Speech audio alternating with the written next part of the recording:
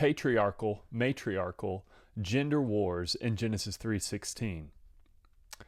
There has been and will be since the beginning of time gender wars. Men versus women and women versus men. In every culture and civilization since the beginning, there have been men who have abused their God-given leadership, and there have been women who have responded to that abuse with a reaction, a libertarian reaction, a liberating of themselves from that oppression, and they have sought to rule over the men. And so this is nothing new. This is nothing that's going to go away anytime soon, apart from a second coming of Christ. And so how do we understand these gender wars that have happened in culture and continue to happen in culture? Well, I would say the first thing I would put forth is that we should not be reactionary, which is exactly what most people do. They look at what's happened in culture or what hasn't happened in culture that's wrong or right, and they react. So there's this abuse over here, and I'm going to do this. And they swing the other direction. Or I grew up in this type of home, and my mother was treated this type of way, so I'm going to be this type woman. Or my father was passive, and so I'm going to be assertive and come down hard. And there's these reactions to things that we've seen in culture or things that we've seen in the home. And the same thing can happen in the church. There has been for some time now the feminism from the culture working its way into the church, and it has thoroughly done so at this point, with what we would call egalitarianism.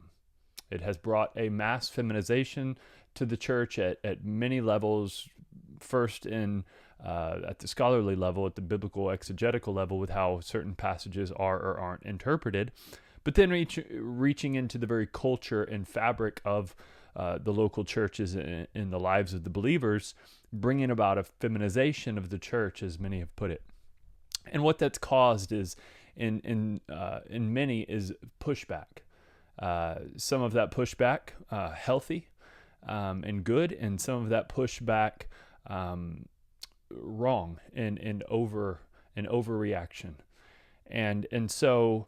And then there's always those who take a middle of the road approach, and they just say, hey, this extreme's bad, this extreme's bad, here's the happy middle, and they seek to run a middle of the road position.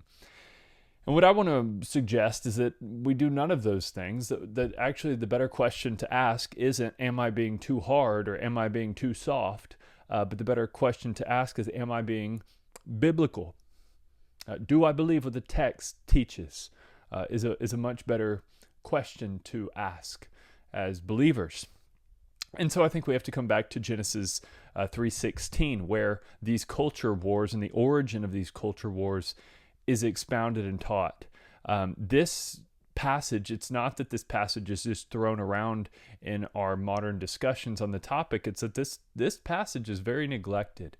And so I don't want to refer to the first part of this passage where it talks of women's pain in childbearing, but the second part where it says this, your desire will be for your husband, and he shall rule over you. That's the New American Standard. KJV says something very similar. Those are very literal translations. There's also an interpretation of the ESV and the NLT, which insert a word contrary. So your desire should be contrary to your husband, and he shall rule over you. So my ESV translation, my hard copy Bible, has that word in it. My wife's omits the word, but in the footnote of her ESV, it has the word against or contrary to.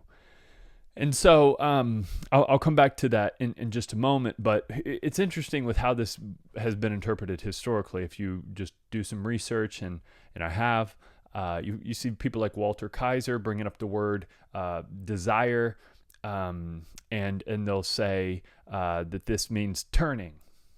But he doesn't really say how it affects the interpretation of the passage or anything. He just says the word desire could be translated turning. Okay?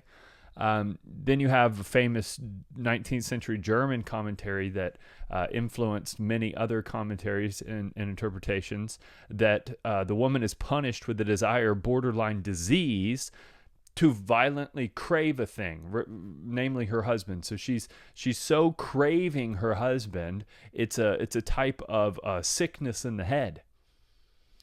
There's another interpretation. A few older commentaries say that a woman's own desires will be for her husband, and he will have to grant her what she desires, which I don't understand how they're getting that from the text. That's reading a lot into the text.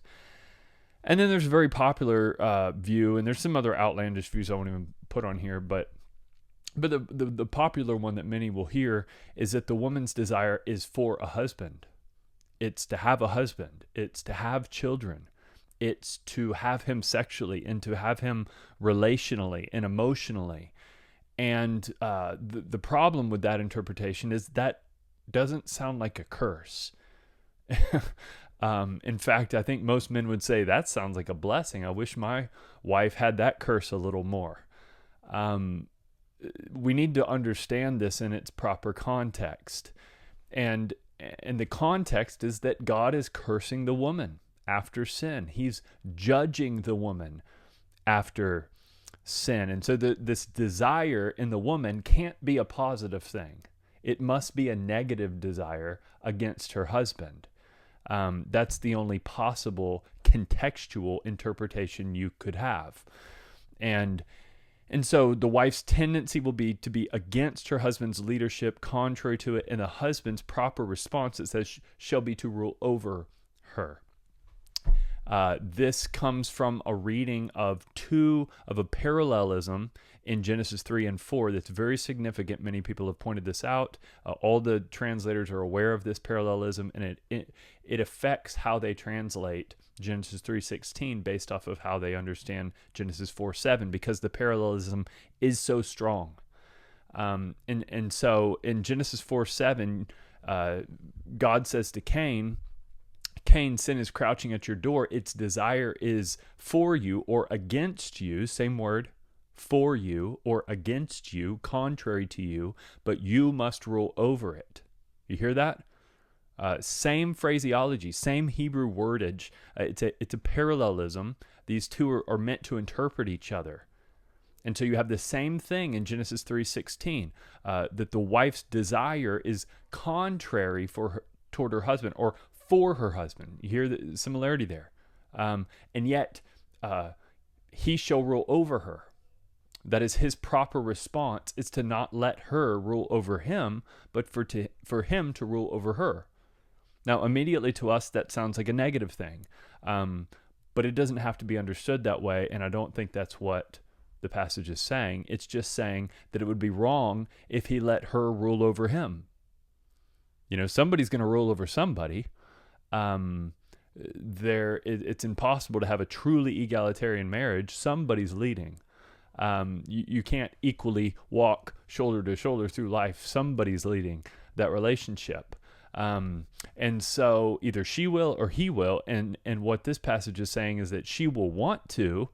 The curse on woman is that she will crave to and desire, and her desire will be against her husband, but he shall rule over her. He should not give up his leadership just because she wants it.